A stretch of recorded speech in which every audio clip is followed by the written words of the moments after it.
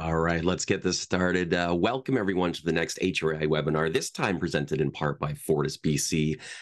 My name is Matthew Bradford, your host for the HRAI webinars. And today we are joined by Celine Hertz, chemical engineer with the National Gas Technology Center. And she is going to be taking us through her presentation, National Building Code and HVAC Update. A really interesting look at where natural gas fits in Canada's National Building Code and new compliance paths. She has a fantastic presentation to share with you. Before that, a couple housekeeping items. We will be taking questions. However, we will be doing so at the end of the presentation. So if you can see at the bottom of your screen, there is a Q&A button. Please post your question in there. I will save them for after the presentation. Or if you want to put them in chat, I can pick them up from there as well. Also, if you'd like to do a webinar of your own, please feel free to go to hrai.ca/events. You can contact us through there, and then I will give you a call and we can do what Celine's doing here. But without further ado, I want to pass it over to Celine. She's got a lot of stuff to share, and I'm going to back away. Thank you so much. Hello, Celine. All right, thank you so much for the presentation, and I'm very happy to be here today to talk about the National Building Code and give you an update of what's coming up in the 2025 code. So without further ado, let's get started. So this is the subject I want to cover today on the presentation. So first, I want to give you a background of what the National Building Code is in case you're not so familiar with it. And then we'll have an overview of the different compliance paths that you can find. And then we'll go more into details about what they really mean. So what are the solutions for the prescriptive path, the trade-off path, and then the performance path. Then I wanted to touch on operational greenhouse gas emission because this is a new subject that's being introduced in the code. And finally, we'll talk about how to get involved. So let's get started with a little background on the National Building Code. So there are national model codes that are being issued by the National Research Council of Canada, NRC. There's actually, I believe, 9 of them, but today we will only focus on 2 of them. The National Building Code of Canada, which is also called the NECB, and the National Energy Building Code of Canada, the NECB. So the intent of this code is to detail minimum provision acceptable to maintain the safety of the building with regard to many things like public health, fire protection, accessibility, structural efficiency, but also the environment. And this is our focus today, because in order to maintain the safety of a building with regard to the environment, the code has recommend requirements of energy efficiency and also operational greenhouse gas emission, which we'll see later. So in the NBC, in section 9.36, you'll find all of the requirements for small building, also known as Part 9 buildings. And in the NECB, you'll find all the information for all the other types of building. So commercial building, also known as Part 3 building. And really the difference between those 2 buildings is their size. So a small building is a house or a building that has less than 3-story high and 600 square meters. Now I wanted to touch on the structure of how the codes are being developed, because in November 2022, there's been a change. The Government of Canada announced a new governance model. In 1991, the CCBFC was created, and he was the one responsible to develop the code. But then since 2022, there's been a new governance, and it's called the CBHCC, the Canadian Board for Harmonized Construction Code. And this is what it looks like now. The goal of this was to get more people involved and getting more feedback for a bit of everybody. So you see in the middle here in the pink, you have the Canadian Board, which is the decision-making body of the code, and it's being advised by a few different groups. So you have all the way to the left, the Canadian Table. They oversee what the code board is doing, and they're the ones setting the strategic direction. So this is mostly the government. Then you have at the bottom, you have the purple, which is the technical committee, which are in charge of developing any new changes that will be put into the code. And finally, you have in turquoise on your right. And this is people like you and me. This is the public, this is the industry that can give their input into the code, for example, through the public reviews. If you have any more questions or you want to know more about the structure of the code or how it's developed, I put some useful link here that you could look into. But what I wanted to really focus on is the harmonization part. So you may know that all the model codes, like the NBC and the NECB, have no legal status until they are adopted by a jurisdiction that regulates construction. And to adopt a code, you have a few ways. You can either create your own code based exactly on the model code, or you could adopt that code with supplementary law or regulation. What's important here is that the province have now signed an harmonization contract. That means that if they want to do modification to the 2025 NBC or NECB, they will need to justify them. The goal of this is to make sure that across Canada, all the building code will be pretty much the same. All right, so that was a little background of what the National Building Code is. And now we can kind of take a look at what are the different compliance paths presented in the code. But before we do so, I just wanted to put an important disclaimer here that the preceding information should not be considered final because the 2025 code is still under development and hasn't been published. So stuff could still change, but this is kind of giving you an idea of what it most likely would look like. So let's take a look at what are the different compliance paths. You have 3 different paths: the prescriptive path, the trade-off path, and the performance path.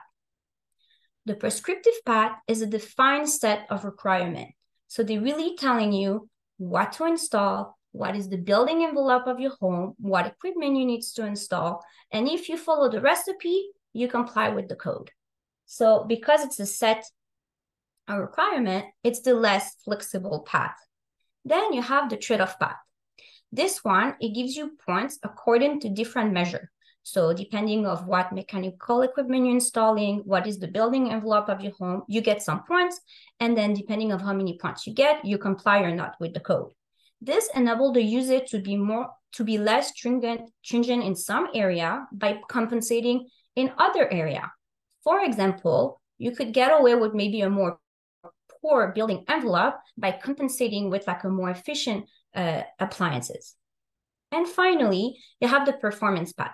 For this one, it requires modeling. So it's a little bit more costly because you need to hire someone who can do the modeling for you, but it's very flexible because you can put in whatever you want.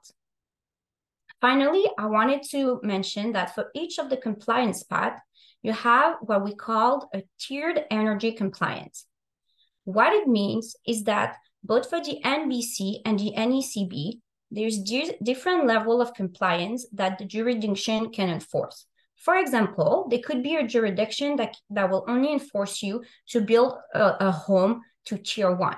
What does that mean? That means that the home you're building needs to consume not more than the reference that's been described in the code.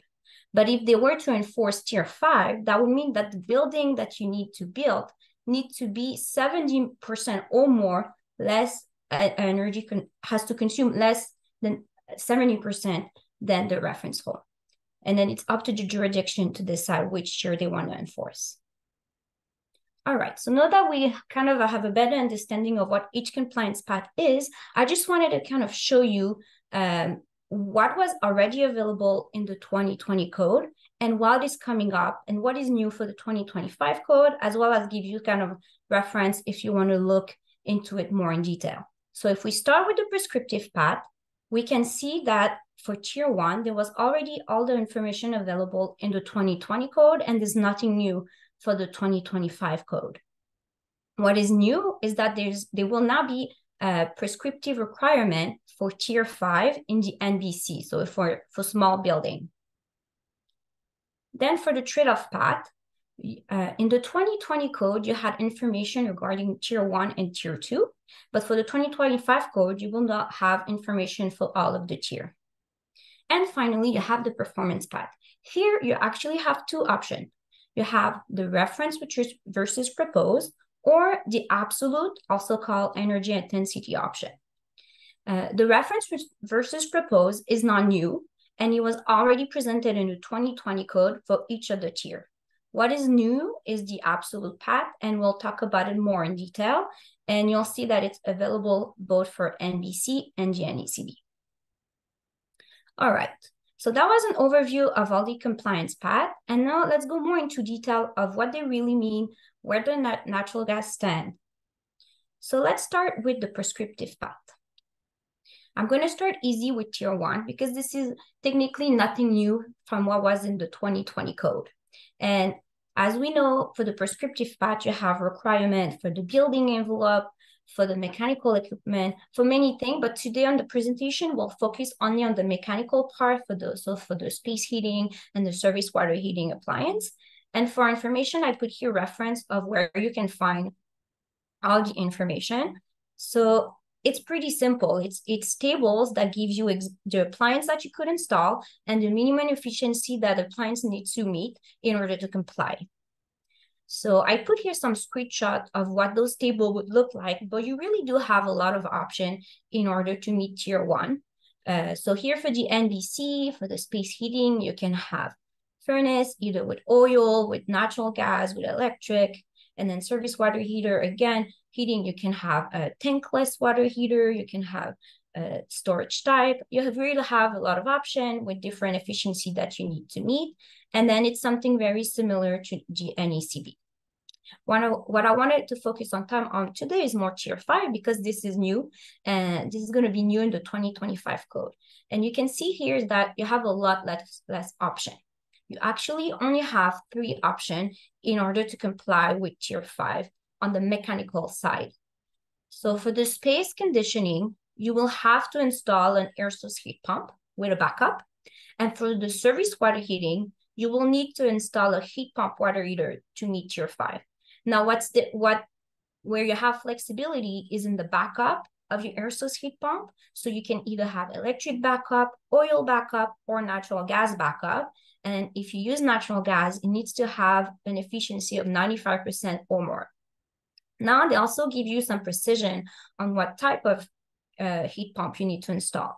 First, it needs to have an HSPF higher than 8.7. And then it needs to be a cold climate heat pump. And they give a definition. So a cold climate heat pump has a heating capacity at minus 15 Celsius, at least or equal to 70% of its capacity at 8.3. So you don't want to be losing too much capacity when it gets cold. And the COP at minus 15 Celsius need to be at least or equal to 1.5. And then finally, they also requiring that the heat pump covers at least 75% of the heat loss, the design heat loss. So your backup cannot take more than 25% of the load. So we can see that there is room for natural gas here, but it's in a hybrid heating system to meet tier 5. That was for the prescriptive path. Let's now go into the trade-off path. So as I mentioned, I'm not sure if I mentioned it, but the trade-off path is actually only available for NBC, so for Part 9 building. And like I mentioned before, in the 2020 code, there was already some information for tier 1 and tier 2. And in case you were curious, tier 1 of the trade-off path is exactly the same thing as tier 1 of the prescriptive requirement that are presented a little bit before. What is new here is that there's no requirement for tier 3, 4, and 5. And this is what it looks like. We see the table here in green. So for each tier, you need to actually comply to 2 things. First, you need a minimum sum of energy conservation points. But you also need a minimum sum of energy conservation points for the building envelope measure. This is because they don't want you to get all of your points with a heat pump, for example, and have a very poor envelope. They want to make sure that you put some work into your building envelope before complying with a tier. And then I just wanted to mention here that they added a relaxation for colder climate zone for tier 5. So if you're in climate zone 7B or 8, to meet tier 5, you can actually remove 5 points. So instead of being 75, you would be 70. And instead of being 15, you would be at 10. And because I was talking about climate zone, in case you're not very familiar with it or you were curious, so climate zone 8 and 7B, it's mostly in the north, so in green and yellow here on the map. All right, so let's talk now about what are those categories of points? Where can I get points? So for now, there's points for different kind of measure like space heating, surface water heating, ventilation, size of the home, and building envelope. And you can see here I put a legend. So everything that you see in black is new to the code. Everything that you see in gray has been modified since the 2020, and everything in italics just is the exact same thing what it was before. And then you may ask, what does those points look like? So I put some example that relevant for us today. So this is what the point will look like for an air source heat pump. You actually have two tables, one for conventional heat pump and one for cold climate heat pump. And we see here, so the point depend obviously on the climate zone, but it also depends, so here the climate zone, it also depends on the efficiency of your heat pump and also on the percentage of the load that the heat pump is covering. So at minimum, it has to cover 60%. But let's say it was to cover more. They actually give you a flexibility by using a formula. So you would be able to use a formula and put in the percentage of the load it's covering, and you find your points like that. Then you have table for oil furnaces. Again, they depend on the climate zone and also the efficiency that it's at. You have points for natural gas furnaces. We can see the points a bit lower here. The points for surface water heating, like I mentioned, nothing have changed for those. What is new for the surface water heating is that you actually can get point now if you have a drain water heat recovery. You get points for your ventilation system, points for the size of the building. So the smaller your home or building is, the more points you get. With all of that information, I wanted to give a concrete example of what does all of this mean. So for my example, I'm in climate zone 5, and I'm building a home that have a energy conservation point for my building envelope of 10. This is just an assumption that for this example. And then I have two cases. In my first case, for my space heating, I have a heat pump. In my second case, for my space heating, I have a gas furnace. Everything else is the same. So I have the same surface water heating, the same ventilation, the same size of home. And again, I set my building envelope at 10. If I sum up all of my points, I get my total number of energy conservation points. And then I'm able to know which tier I meet. So for the case 1, we can see that the total number of points is 46. So for my first line, this is the number I need. And then for my building envelope measures, I'm at 10. So we can see that I can meet tier 4. However, for case number 2, even though I have the 10 point here for my building envelope, I don't have the 40 total points. I only have 21. So I can only meet tier 3. So we can see that we're moving from one tier to another with one change. And that was only by changing the appliance for the space heating. Now, I decided to change the building envelope. Let's say I have a more poor building envelope that only gives me 5 points. What would be the impact? Well, for the case 1, even though I have a total of 41 points that I will need tier 4, I don't have my 10 points for my building envelope. I'm only at 5. So I can only comply to tier 3. And for case 2, even though I have my 5 points here for my building envelope, my total is not big enough. I'm only at 16. So that means I will only comply with tier 2. Those two examples show you that you can play around with your building envelope, with your appliance, and that will make you move up and down the tier. So this is the beauty of the trade-off path. Now I ask myself, can a natural gas only solution meet tier 4? To answer this question, what I did is that for all of the measured that were not the building envelope, I maxed out the points that were available. So I put what would give me the most points. So for the space heating, if I want to use something with only natural gas, it would be a 96% AFUA furnace. And then for the surface water heating, it would be a gas tanklet condensing unit, etc., etc. And then I said, okay, I want to meet tier 4 for tier 4, that means I need at least 10 points for my building envelope. So I put 10 points. And then I added up all of my points. And then because I want to meet tier 4, that means I need 40 points. And what we see in green here is that none of them, in none of the climate zone, I'm reaching tier 4. So then I ask myself, okay, what can be done? There's nothing that could be done in the mechanical part or the ventilation of the size because I already maxed out my point. There's nothing more that I can go look for. The only thing I can do is do a better building envelope.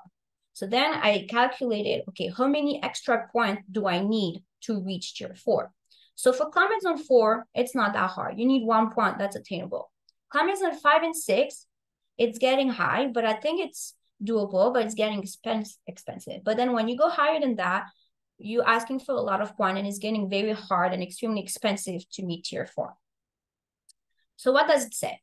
It says that to meet tier 4 and 5 with the trade-off path with natural gas, your best option would actually be to go for space heating with a dual fuel option. So you will have a heat pump that's covering at least 60% of the load because that's the minimum to get you points with a heat pump. And if you remember, that's kind of similar to what the prescriptive tier 5 look like.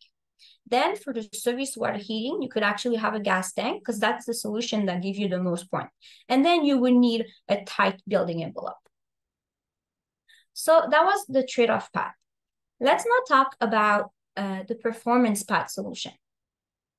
As I mentioned before, there's two options here. You have the reference versus proposed or the absolute.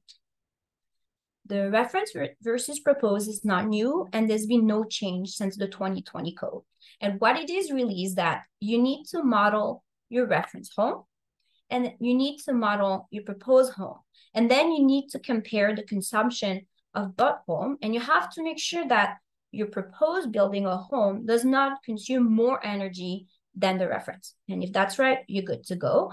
Note for information, I just put some section where you can find the information if you want to look more into it. But what I wanted to focus on today is the new option, the absolute path. So let's start with what it would look like in the NBC. So you actually need to comply with three metrics. So the gross heat loss intensity, this one really going to focus on the building envelope of your building. Then you're going to have the design cooling load intensity, which focus on cooling. And today we'll discuss more about the third metric, which is the mechanical energy utilization. This metric describes the energy used by mechanical system when meeting heating, cooling, ventilation, and water heating requirement. But what does it really mean? So for that metric, in order to comply, you need to make sure that the annual energy consumption of your proposed building is smaller or equal to an annual energy target. What we see here is instead of having to model two homes, so your reference and your proposed, you will only need to model your proposed home and find out what's its annual energy consumption. And instead of having to comparing it to what your modeling of the reference home is, you compare it to what they call a target. And to know this number, to know what your target is, you actually need to find out what is your budget. What is the budget mechanical energy use? And then this information is this, just need to plug in the number in that formula. So it depends on the heating degree days. So this depends of where you're located, and it depends on the surface area of the home you're building. And to that budget, you add an adjustment factor. So let's say that you want to meet tier 3, you will multiply your budget by 0.8. That means you want to reduce by 20% your energy consumption. So what you do, as I recap, you find out what's your annual energy consumption of your proposed building and you compare it to a target. For the NUCB, it's very similar. The only thing that changed is the way you calculate your target. For this, you actually have set values depending on your building type. So it could be a school, an office, or multi-residential. So if you were to build a different type of building, you cannot use that absolute path yet, and you will need to go to the reference which you propose. Before we close this section, I wanted to put a little remarks on the absolute path. So obviously, the higher the efficiency of the appliance is, the easier it is to meet the target. Because if you have a very high efficient appliance, it consumes less energy, so you're farther away from the target. So you have more room for, let's say, a more poor building envelope or stuff like that. So obviously heat pumps that are pretty energy efficiency are easily meet the target. All natural gas solution, however, have a more difficult time to meet the target. But your great solution here would be actually a dual fuel system, and it can actually, as we know, lower operation costs in some part of the country. All right, so now that we digged into all the compliance path, I wanted to talk about a brand new subject that we've seen in the code, which is operational greenhouse gas emission. So in order to comply with this new section of the code, just like for the energy efficiency part, you have two paths. You have the prescriptive path that is available in NBC, so for smaller building, and you have the performance paths available in NBC and NECB. Again, a jurisdiction will be able to enforce different level of requirement. So you have level A to F. What does level mean? Is that, for example, if a jurisdiction was to enforce level A, that means that the home that you're building has to reduce its emission by at least 90% or more compared to the reference. And then if you were to enforce level F, that means you just emit as much as your reference. You just don't pollute more than whatever the reference here is. So let's talk about the performance path here first. For this, you only have the reference versus proposed methodology. There's no absolute yet. It hasn't been developed. And the way it works is that you're going to need to model your proposed home. And you're going to need to find out how much energy is consumed by your space heating, by your service water heating, and by all the other electric load like lighting. And you need to know this for every different source of energy you have. So let's say you have space heating with gas, then you need to know how much gas is being consumed for that. And then you need to know how much electricity would be consumed for your electrical load. Once you know the energy consumption for each energy source, you need to multiply that energy source with its emission factor. So you need to know your emission factor. And the code is giving you a hierarchy in order to find out what is your emission factor.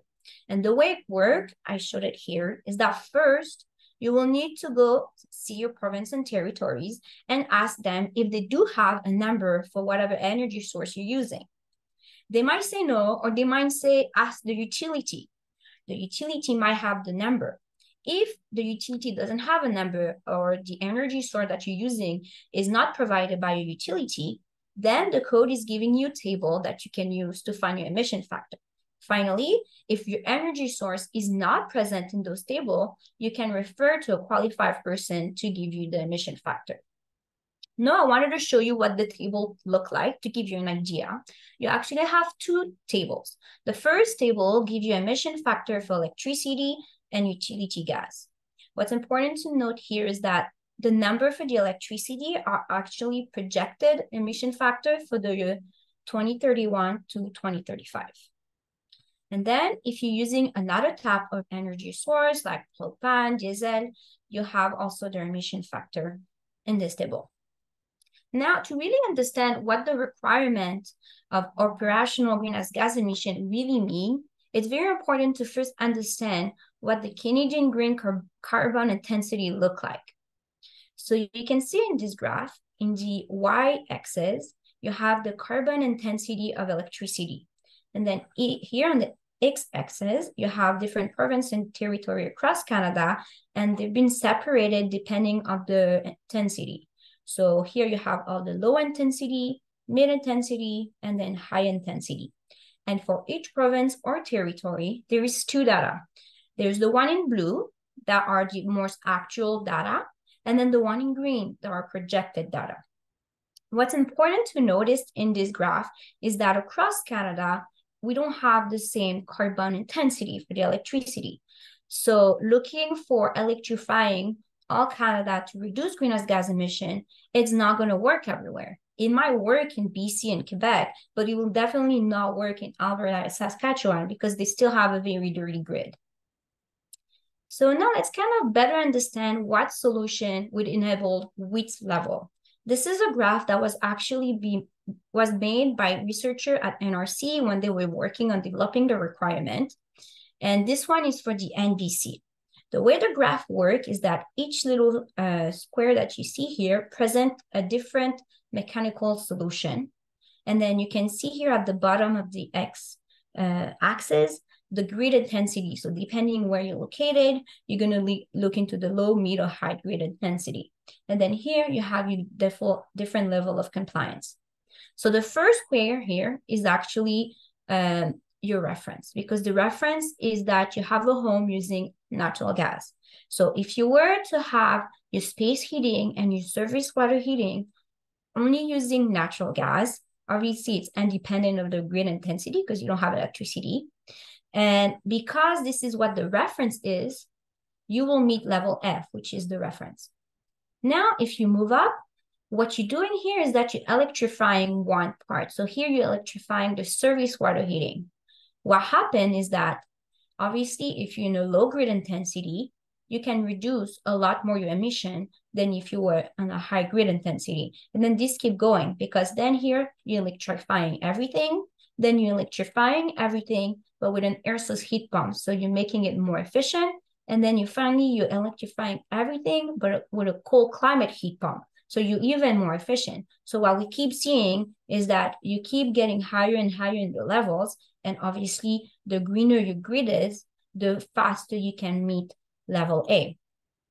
Now, they did a similar graph for the NECB.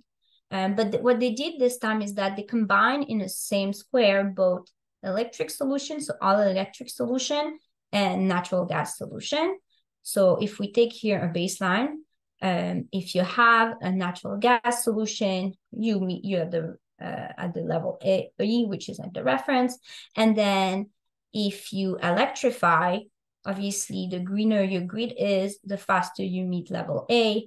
And then if you jump to the next example, instead of just having the lowest efficient gas appliance, you would go for something a little bit more efficient. So because you consume less energy, you can reduce your emission. Here, what you're doing is you're keeping your high efficient furnace, and winterizing mean you have a tighter building envelope. So again, that makes you reduce your energy consumption, so you can go higher in the levels. And then finally, the package rooftop heat pump would be a dual fuel solution, with the highest, for natural gas, it would be a dual fuel solution. And then for all electric, it would just be a more efficient solution. What's important to note, though, from both graphs that we just saw, is that every time we're talking about natural gas, we were talking about conventional natural gas. With renewable natural gas program like in BC and Quebec, you can actually reach level A with 100% renewable natural gas, regardless on the envelope of your building. So this is something to keep in mind. So you can still go with a gas appliance, but if you put renewable natural gas in it, you will be able to reach level A pretty easily. So that was for the performance part. If we're talking now about the prescriptive part for the operational greenhouse gas emission, first of all, it's only available for in the NBC for the small building. And then what you'll see is that you get actually one table of prescriptive solution per level. And each solution gives you what energy source you need for your space heating and for your service water heating. Then what is the emission factor that your electricity grid needs to be? And what is the minimum energy performance tier that the building needs to be built to? What does it really mean? So here I give you an example of what level A might look like. So for example, if you want to comply with level A of the operational greenhouse gas emission requirement, prescriptive requirement, you could, for example, install something electric. So for example, like an electric furnace for your space heating, and have an electric tank for your service water heating. And if your electricity has an emission factor smaller or equal to 25, then you can build a home that meets tier 2. But if your grid is a little more dirty, then you will need to build a home that's a bit more energy efficiency, so that meets tier 4 in order to comply with level A. So you have a bunch of different solutions. Now, I want to point your attention at the bottom line here of level A. It tells you other source with emission factors smaller than 25. This is actually where renewable natural gas, for example, would fit, because it's a different source of energy, and it does have an emission factor smaller than 25. So that would mean that you could install a gas furnace, for example, and a gas tank that use 100% renewable natural gas, as long as your electric grid where you're located has an emission factor smaller than 200, which is true in Quebec and in BC, where there is 100% renewable natural gas program. And then that means you will just need to build a home that can achieve tier 2. I give you here another example, for example, of what level D would look like. Here we see this is the first time that conventional natural gas actually make an appearance. So to meet level D, you could install natural gas appliances. Your electricity grid does not matter, and then you would need to be pretty tight in your energy performance tier. It has to meet tier 4. So that was an overview of what operational greenhouse gas emission would look like. And finally, I wanted to touch on how to get involved in case you were interested. So you can see on the screen a few useful links. First of all, it's important to know that all the meetings that are helping develop the code, at least most of them, are public meetings, and you can actually attend those meetings as an observer. And if you want to know more and know the dates of those meetings, I put here the link of the calendar. Regarding the documentation, so you can find agenda packages, for example. They are all available on online on a platform called Teamwork, and you can request access to the platform by emailing this email address you see here. Then another important point is that there will be a public review coming up regarding all the elements that I've talked about today. And this public review will take place from February 24, 2024 to April 29, 2024. And if you want to know more about it, I have a link here. And finally, in case you had any more question, I put the link of a frequently asked question here. So that was it. Thank you so much for paying attention. And do you have any question for me? Thank you so much, Céline. A lot of great stuff. So if you have questions, please put them in the Q&A and the webinar chat, and we'll get to them. We do have one to start with. For the trade-off path calculations using natural gas heating, are there points allocated for hydronic in-floor heating versus forced air? Hydronics can offer the same gas efficiency of a forced air system, yet allows you to use the zoning and lower room temperatures to save energy. No. They didn't go, there's not so many options of points. They went very basic with what it's available for the type of equipment. So the answer is no, not yet at least. Okay, great. That's the first question we have. If you have any more questions, please place them there. Now you have your contact information as well. People want to reach out with further questions. Yes. Yeah, right there. Perfect. So, and this will also be going on HRAI's YouTube page as well. So if you'd like to go back over it, if you're listening or if you're watching this and you'd like to go back over it, please do. And also share it with your colleagues as well. Here we go. Is there a timeline for when hydronics can be included in the future? I don't know. I haven't seen, when I've been part of a few meetings online, and haven't seen any discussion on adding any additional measure for the trade-off path. Mm-hmm. So for now, I would say no. Okay, thank you.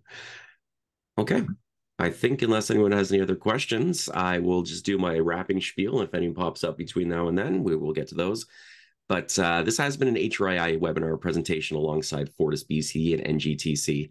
And if you'd like to put on your own webinars, we're more than happy to accommodate if you're an HRAI member, or I would like to be, just please reach out through HRAI's YouTube webpage, and we can get something set up. In the meantime, I think you're off the hook, and we can give people. Oh wait, Matthew says thank you for the informative presentation. Not me, someone else in chat. Yeah, my pleasure. Excellent. Well, yeah, and I echo that. Thank you so much. Really important information for everyone in the HRAI membership, and we hope to have you back again down the road. Sounds good. Thank you so much. And thank you everyone for attending. Bye-bye. Bye-bye.